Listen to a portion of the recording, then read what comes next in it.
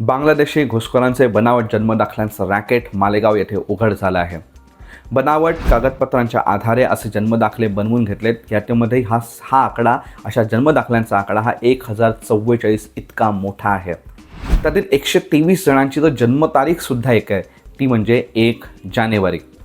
भाजप नेते किरीट सोमय्या यांनी या प्रकरणी आरोप केले होते आणि हे प्रकरण त्यांनी धसासच लावलं होतं. त्यामुळे महाराष्ट्र सरकारने त्याची दखल घेत या प्रकरणी चौकशीसाठी SITची स्थापना केली आहे. तसेच महसूल व वन विभागाचे सहसचिव अजित देशमुख यांनी या प्रकरणी मालेगावच्या तहसीलदार आणि नायब तहसीलदारांना निलंबित सुद्धा केलं आहे. या प्रकरणी बरेच धक्कादायक खुलासे झाले आहेत.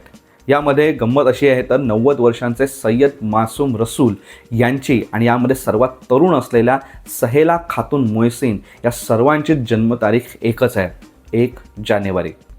महाराष्ट्रात बऱ्याच ठिकाणी असे बांगलादेशी घुसखोरांचं बनावट जन्मदाखल्यांचं रॅकेट वारंवार उघड होत आहे.